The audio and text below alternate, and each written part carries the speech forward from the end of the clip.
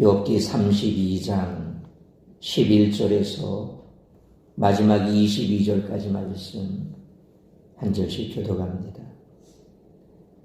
보라, 나는 당신들의 말을 기다렸노라. 당신들의 슬기와 당신들의 말에 귀 기울이고 있었노라. 내가 새에 들은즉 당신들 가운데 욥을 듣고 그의 말에 대답하는 자가 없도다. 당신들이 말하기를 우리가 진상을 파하겠으나 그를 추궁할 자는 하나님이시요 사람이 아니라 하지 말지니라.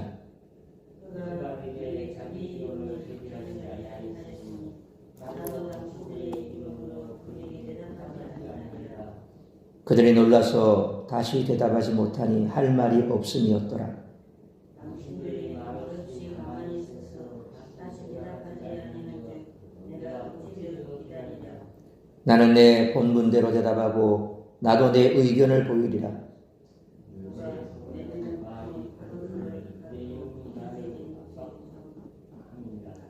보라, 내 배는 봉한 포도주통 같고 터지게 된 새 가죽 부대 같구나.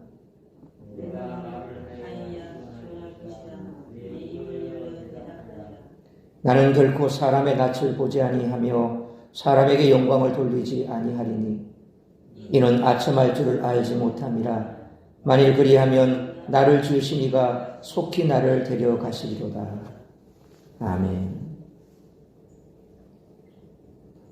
엘리야는 욥과 친구들의 논쟁이 참된 깨달음을 주는 것이기를 원했습니다. 그러나 이들의 논쟁은 알맹이 없는 감정 싸움으로 치닫고 말았습니다. 그러자 엘리후가 논쟁에 참여합니다. 그는 먼저 욥과 논쟁하는 친구들의 주장에 집중했습니다. 그러나 그들의 주장은 엘리후가 보기에 만족할 만한 내용은 아니었습니다. 그렇게 욥도 그들의 주장을 받아들이지 않고 반박한 것입니다. 하지만 욥의 주장도 엘리후의 관점에서는 위험해 보였습니다. 그런데도 친구들이 욥의 주장에 제대로 된 반론을 제기하지 못했기에 엘리후는 답답함을 느꼈습니다. 그들은 욥의 억지스러운 주장을 제대로 반박해야 함에도 불구하고 그 역할을 하나님께 돌리면서 입을 닫았습니다. 이는 엘리후에게 변명처럼 보였습니다. 욥과 친구들의 논쟁이 점점 과격해지고 친구들이 욥의 주장에 더 이상 대답하지 못하게 되자 그들은 입을 다물 수밖에 없었습니다. 이는 욥의 친구들의 논쟁에서 마지막 주자인 소발이 세 번째 변론을 하지 않은 이유이기도 합니다. 엘리야는 친구들의 생각과 논리로는 욥의 주장을 반박할 수 없다고 확신했기에 자기의 생각과 논리로 욥을 설득하겠노라 말합니다.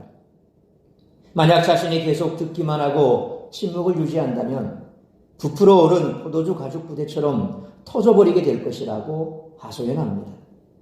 엘리야는 그가 앞으로 할 말은 단순히 자기 지식을 자랑하거나 과시하기 위함이 아니라고 밝힙니다. 하나님이 그의 영을 압박하시기에 논쟁에 참여할 수밖에 없었다는 것입니다. 또한 자신의 말이 사람의 눈을 의식한 것이 아님을 명시합니다.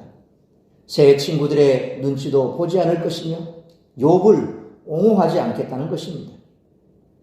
엘리야는 오로지 하나님께만 영광을 돌리겠다는 생각으로 자신의 주장을 펼칠 것을 다짐합니다.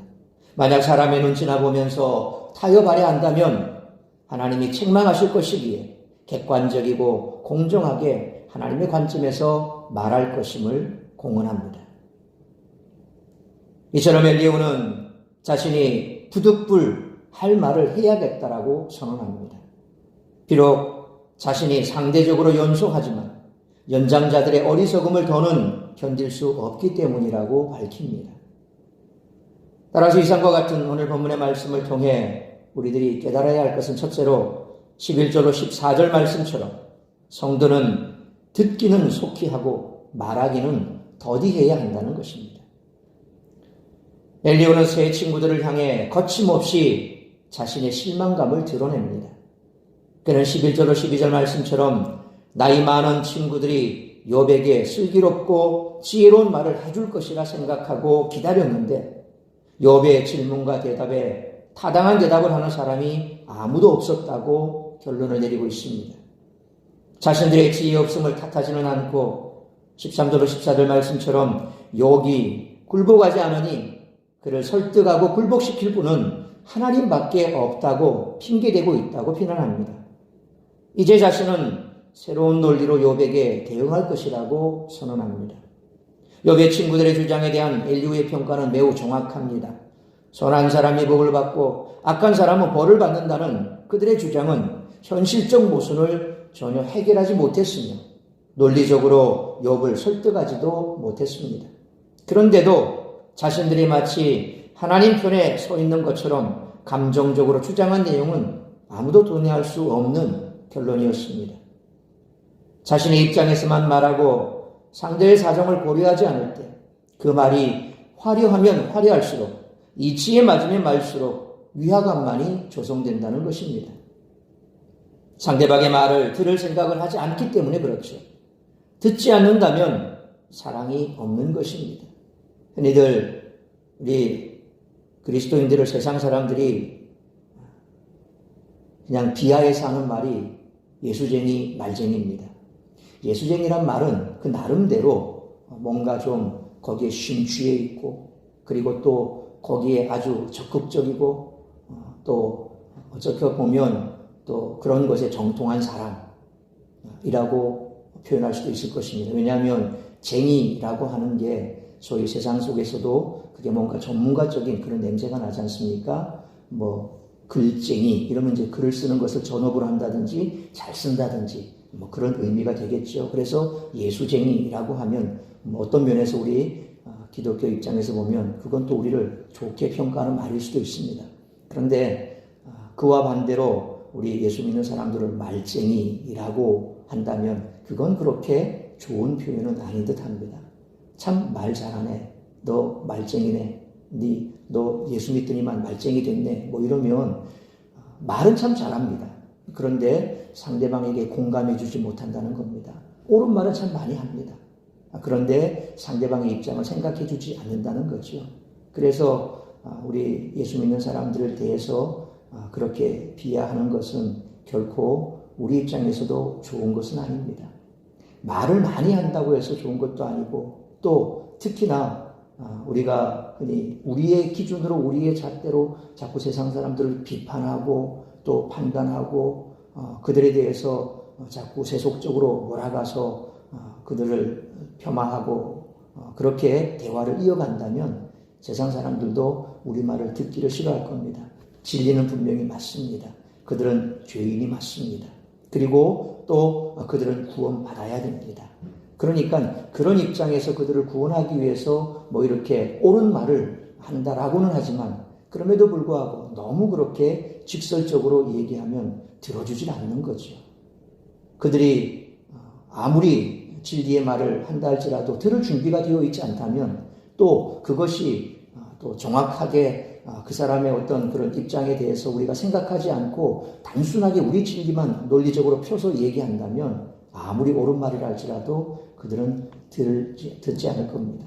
적어도 그들에게 이와 같은 진리를 얘기하려고 할 때라도 조금은 그 상황을 이해를 해주고 그 상태를 이해를 해주고 공감해주고 뭔가 조금 공감대가 형성됐을 때 하나하나 실타래 풀어가듯이 우리가 왜 이 세상에 대해서 이렇게 생각하고 또 너에 대해서 내가 지금 이렇게 얘기하는지 여기에 대해서 하나하나 이해할 수 있도록 시간을 가지고 해줘야지 그래야 그들도 이제 들을 준비를 하고 그 말을 조금씩 듣게 된다는 거죠. 세상에서도 마찬가지입니다. 아무리 그 사람에게 지금 이 말이 맞는 말이라 할지라도 단순하게 옳은 말이라 할지라도 그렇게 상대방의 입장을 생각하지 않는 듯 공격해대는 말은 상대방의 마음에 공감을 얻어낼 수가 없다는 겁니다. 그래서 우리가 항상 대화를 할 때에도 이처럼 일방적으로 내가 가지고 있는 의로 그 사람을 판단하고 거기에서 시작을 해서 내 말만 해댄다면 결국 그것은 대화가 되지 않는다는 거죠. 그러므로 듣기는 속히 하고 말하기는 더디하라 라는 성경의 말씀처럼 그렇게 우리가 듣기는 속히 하고 말하기는 더디함으로 은혜 가운데 소금으로 맛을 내듯 말할 수 있는 우리 모두가 되시기를 축원합니다. 두 번째로 15절로 20절 말씀처럼 성도는 복음을 전하지 못해 느끼는 답답함을 품을 수 있어야 한다는 것입니다.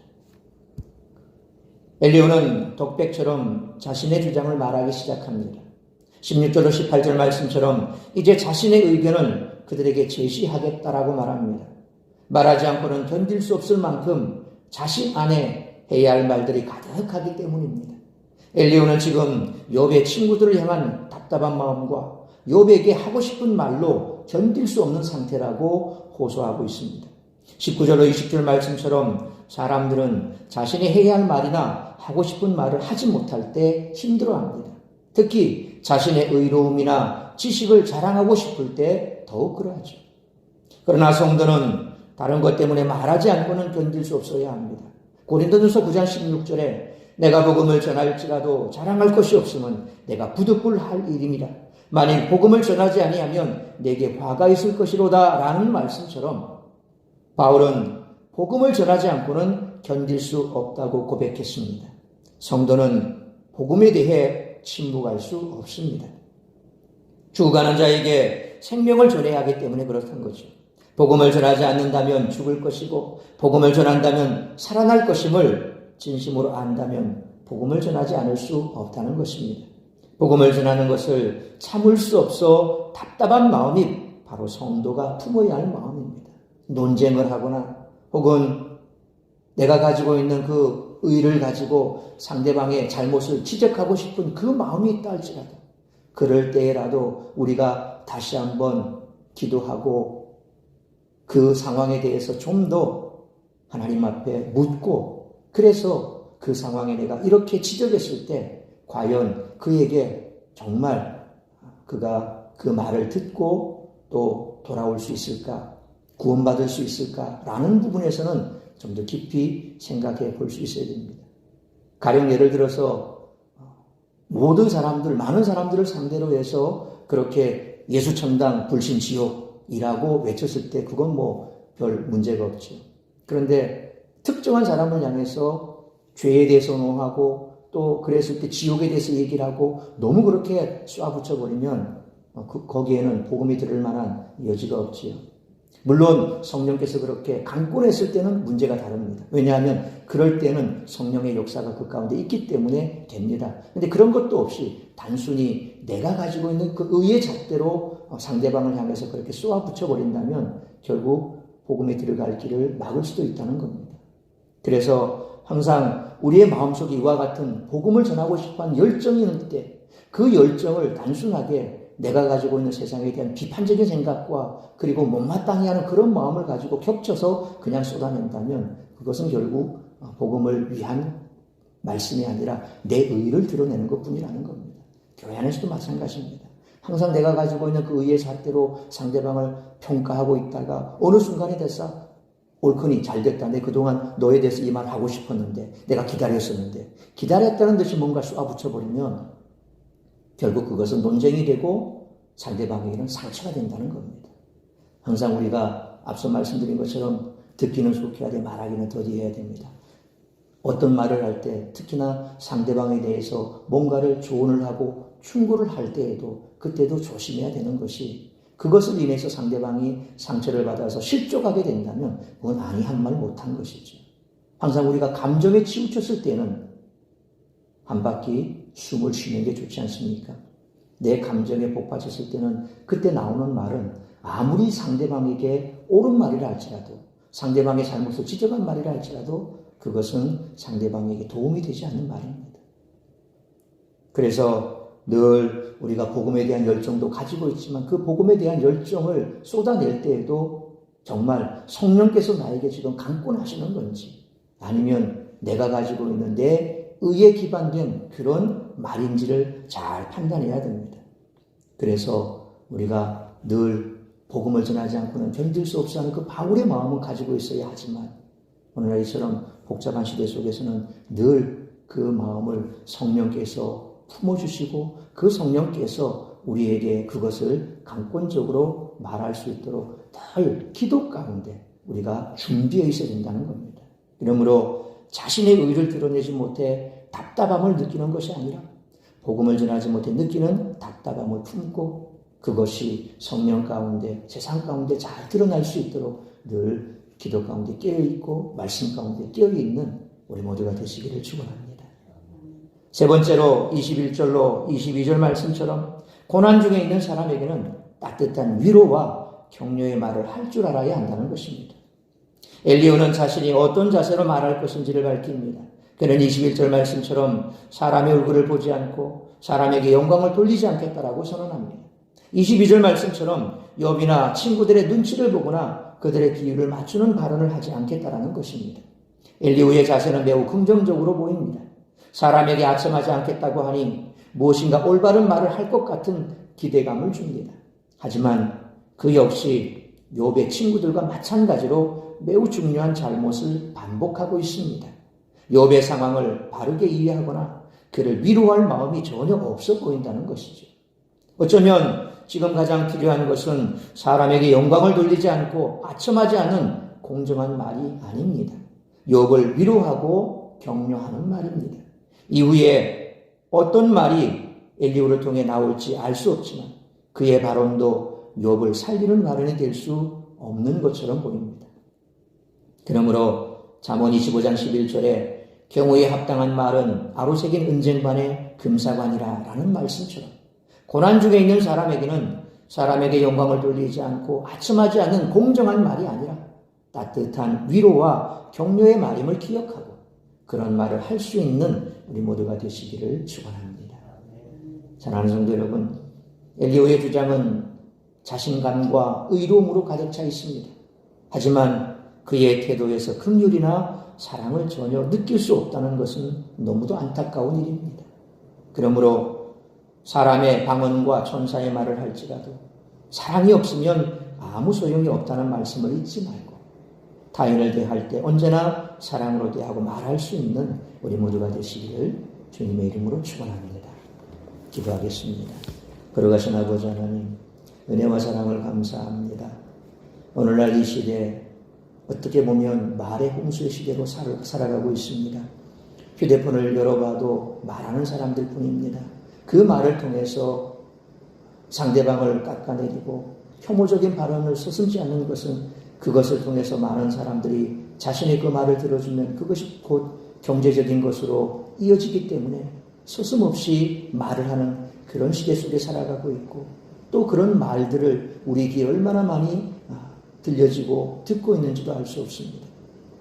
성경은 말합니다. 듣기는 속히 하되 말하기는 더디하라고. 또한 우리가 말을 할 때에도 항상 조심해야 하는 것이 바로 성경이 말씀하는 겁니다. 말은 사람의 생명을 살리기도 하지만 또 이 말을 통해서 사람을 죽이기도 한다는 사실을 우리는 너무나 잘 알고 있습니다. 그러므로 오늘 엘리후가 아무리 더 연장자고 그리고 지금까지 그들의 말을 잘 경청해서 들어와서 이제는 자신의 입장을 선포하듯이 그렇게 밝히겠다고 지금 말을 하고 있는 그런 상황 속에서도 엘리후의 그 마음 중심에는 전혀 그리스도의 사랑이 느껴지지 않는 것, 그것이 오늘 말씀 속에서 우리가 바라보는 우리의 느낌입니다. 아버지 하나님, 어쩌면 우리가 이 시대를 살아가면서 타락한 세상, 그리고 성도들 속에서도 온전치 못한 성도들도 분명히 있는 줄 압니다. 그들을 바라볼 때 너무나 의의 잣대로 그들에게 우리가 말을 쏟아낸다면 결국 그것은 옳은 말이라 할지라도 상대방에게 실족하게 하는 그런 말이 될 수 있습니다. 그러므로 함께 우리가 믿음 생활을 하며 공동체를 이루어갈 때 늘 이처럼 입술에 파수꾼을 세워달라는 심정으로 주님 앞에 기도하고 누군가에게 충고할 때에도 또 권면할 때도 조심하고 또 조심하고 그래서 우리가 정말 아름다운 그런 관계를 말을 통해서 맺어갈 수 있기를 원합니다. 무엇보다도 상처받고 실족한 영혼들에게 대해서는 더욱더 우리가 조심해서 정말 그 말을 통해서 그들을 따뜻하게 품어주고 감싸주고 그래서 그들이 다시금 말씀 안으로 들어올 수 있도록 길을 열어주는 것, 그것이 우리에게 해야 할, 우리에게 주어진 사명인 줄로 믿습니다. 그러므로 세상 속에서나 또한 교회 공동체 안에 속에서나 늘 이처럼 그리스도의 사랑을 품고 사랑으로 대하고 사랑의 말을 해낼 수 있는 우리 모두가 되게 하여 주옵소서. 오늘 이 한 날도 나를 통해서 쏟아지는 무수한 말들을 주께서 주장하여 주옵시고 그리함으로 정말 말을 통하여 덕을 세울 수 있게 하여 주옵시고 우리에게 이처럼 뜨거운 구원의 열정을 우리 속에 주께서 주시되 그러나 그것을 풀어낼 때에는 성령께서 말씀하시는 대로 풀어갈 수 있는 그런 지혜로운 한날의 삶을 살아갈 수 있도록 인도하여 주옵소서. 오늘도 이 한날 나를 통하여 이루고자 하는 주의 뜻만 이루어지는 그런 복된 한날의 삶이 될 수 있기를 간절히 빌고 소원하오며 이 모든 말씀 우리 주 예수 그리스도의 이름으로 기도하옵나이다. 아멘.